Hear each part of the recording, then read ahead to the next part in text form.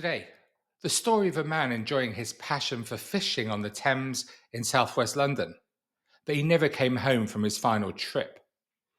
He suffered the most appalling death, violently attacked in a beautiful spot which he loved and had spent so many special times. 48-year-old Scott Wilkinson had driven lorries for a living until a medical condition meant he could no longer pursue this career.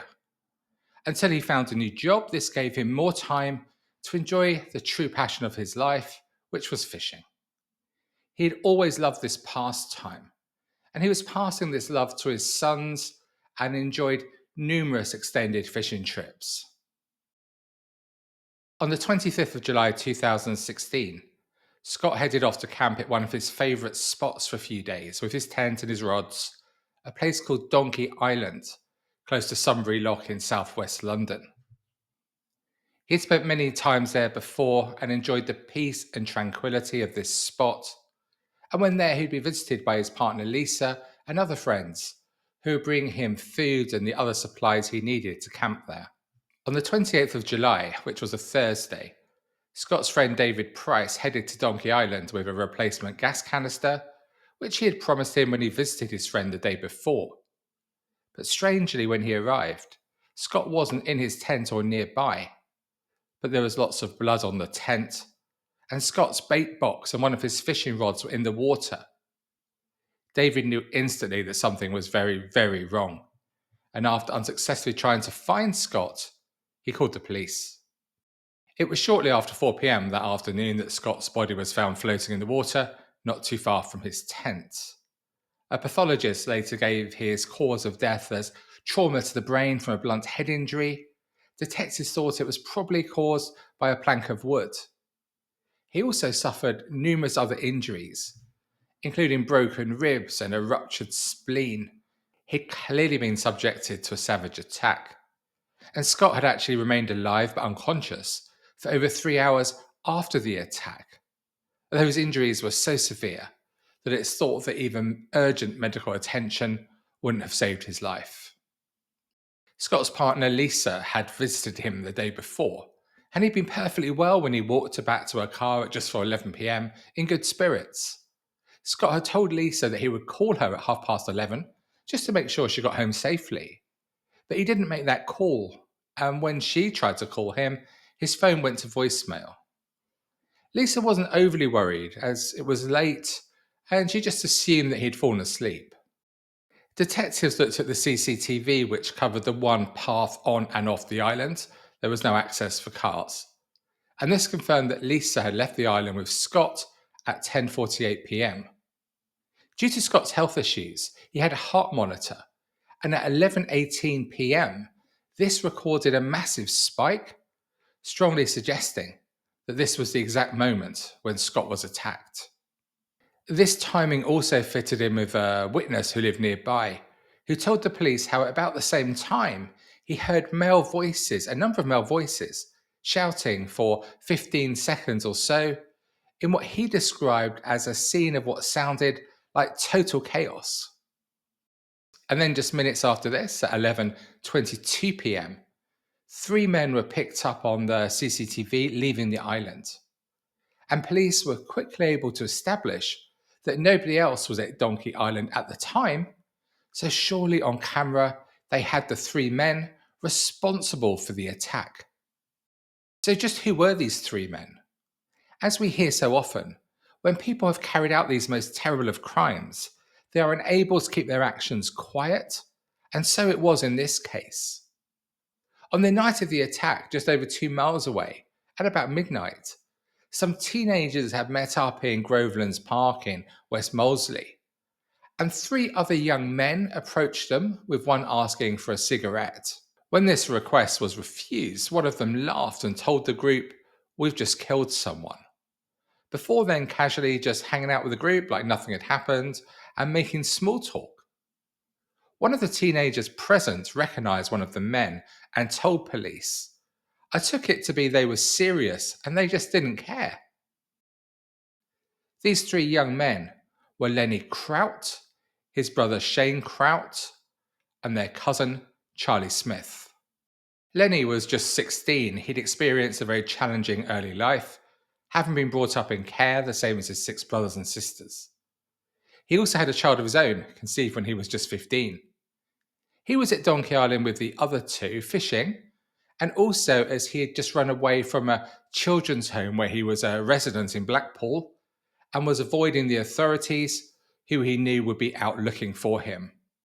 His older brother Shane was 18 and had now left care and was back living with his mum nearby.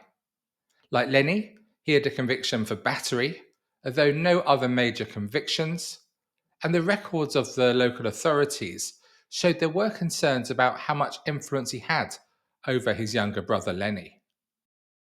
Finally, there was their 21-year-old cousin Charlie. He too was a young father, but was described by those who knew him as having a very distant relationship with the truth. He had a record for violence, including threats to cause criminal damage and possession of a knife. He'd been given a 2-year suspended sentence in 2014 for pleading guilty to robbery. The day after the murder had taken place, the police turned up at Lenny's mum's to take him back to the children's home, unrelated to what happened at Donkey Island. Lenny had been there, as had his brother. There was no fuss and he was taken back to Blackpool. And later on the same day, Charlie and Shane went to meet two friends, and Shane told the two girls that he'd killed someone the night before by hitting him again and again with a plank of wood. The girls, understandably, didn't believe him. They thought he was making it up. But Charlie backed him up, confirming that he was there too, and it had definitely happened. And it's thought that on the same day, Shane had told his own parents that he was responsible for murder. The two boys tried to get back to Donkey Island, presumably to remove any evidence that linked them to the killing, like their tent, fishing rods, and DNA. All three of the men's DNA was found there on drink cans and cigarettes. But the police cordoned around the scene as evidence was being collected, prevented them from gaining access. But within days, all three were arrested and taken into custody. But with not enough concrete evidence to charge them, all were released. And following this, they were super confident that they had literally got away with murder. More confessions followed from all three over the coming months. They told so many people. I find it fascinating, don't you? This need that killers have to share this information with others. You'd have thought they'd be trying to keep it to themselves. Scott's friend David Price and his partner Lisa were shocked at the three men suspected of murdering Scott, as they had seen them all as they'd been camping within meters of Scott and seemed to be getting on okay with him. Lisa had been happily chatting to them on the night of Scott's murder, asking their ages and just having a general chat, and there was nothing about them that led to any concern from Lisa that they could have hurt Scott in any way. So just what had happened to lead to murder? The police had two main theories. Scott sometimes sold small amounts of cannabis when fishing, and he had sold some to the three young men. Had they then robbed him when he'd refused to give them any more drugs or not given them any free gear? And there was another possibility. There was some confusion the day before Scott died, when the three men had returned to Donkey Island after seeing a friend and their fishing equipment had been hidden. They found it, but had they blamed Scott for this and then attacked him as an act of revenge? Meanwhile, the police were certain that the three men were guilty of this murder. They had the confessions, the CCTV, and forensic evidence proving the men had been present at the campsite. But it was a long 2 years after the murder that the case had been built enough to finally rearrest the three men. And despite them answering only no comment in their interviews, all three were charged with murder. At their trial, the behaviour of the three men was, again, and I've spoken about it unfortunately on other videos, it was appalling. They smirked and smiled throughout proceedings, and at one point, get this, the judge had to ask them to take things seriously, as they were just showing absolutely no remorse or respect for Scott's parents and other friends and family present. Frankly, it was disgusting. It was as if it was all just a game to them.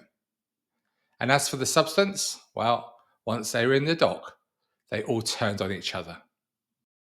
Smith reckoned the trio were buying cannabis from Scott when Shane Crawford had suddenly attacked Scott with a lump of wood, while his brother Lenny had cut him with a knife. They killed him in cold blood murder, he told the jury. It wasn't self-defense or nothing like that. They killed him in cold blood murder. They should own up for what they'd done instead of making us go through this. When asked why he hadn't just told the truth before, he said that he was scared of the Krauts and what would have happened to him and his family if he'd told the truth. Shane Crawford had a different version of the truth. He reckoned he'd argued with Scott over cannabis that he'd sold him. Scott then got aggressive over payment and pulled out a knife. It was then, he said, that his cousin Smith had hit him with a pole-shaped object. Lenny Kraut, on the other hand, didn't know what had happened. His QC told the jury that he saw nothing, as he was standing by their tent whilst all this violence went on. Lenny Kraut did not give evidence in court, with his barrister saying it was not up to him to give evidence if the prosecution had failed to make a case that demanded an answer, something that he believed they'd failed to do. The jury returned with their verdicts after 2 days of deliberations. They found Craig Smith guilty of manslaughter, and the brothers, Shane and Lenny Kraut, guilty of murder. The judge told them this was not a senseless, motiveless crime. It is quite clear that the three of you discussed how the combined attack was to be carried out. The defendants had a motive. They waited until it was dark. They waited until Mr. Wilkinson's partner Lisa had left the island, and they armed themselves with a weapon. For their crimes, the judges sentenced both Kraut brothers to 15 years in prison before they were eligible for parole, and Smith, he was sent down for 13 years. None of the three showed any reaction as they were taken to the cells. The smiles and the mucking about had now finally stopped. There were many tributes paid to Scott, who was a gentle soul with many interests, including doing up cars. But his real love was fishing, with the family saying. Fishing was a family hobby which brought us all together. It created shared experiences during long summer holidays, adventurous trips to Ireland, with long drawn-out tales of the one that got away. The energy and enthusiasm which Scott directed towards fishing was reflective of his character towards people. He offered friendship, he offered kindness and closeness to those who wanted or needed it. There is a shocking and very sad ending to this story. Just a year after the court case, Lenny Kraut, now aged 19, was serving his sentence at HMP Aylesbury, a young offender institution in Buckinghamshire, when he was found dead in his cell on the morning of May the 16th. Lenny Kraut had hanged himself in his cell. His brother Shane had been concerned about Lenny, even before the second arrest, telling his mum, "It's Lenny I'm worried about. I do my best to get Lenny out, Mum. Don't worry about that. I don't care, as long as he gets out." So there we have it. So many lives destroyed. Scott's family didn't pretend he was perfect, which of us are, right? But he certainly didn't deserve what happened to him that evening on Donkey Island. You may have no sympathy at all for Lenny, but I think it's hard not to have sympathy for someone aged just 19 who's experienced a pretty miserable life and then felt desperate enough to take their own lives in a young offenders institution. Like I said, so many lives destroyed in these moments of extreme violence. And for what? I hope you found this video interesting. If so, please do watch one of my others. But until next time, I've been Adam Lloyd.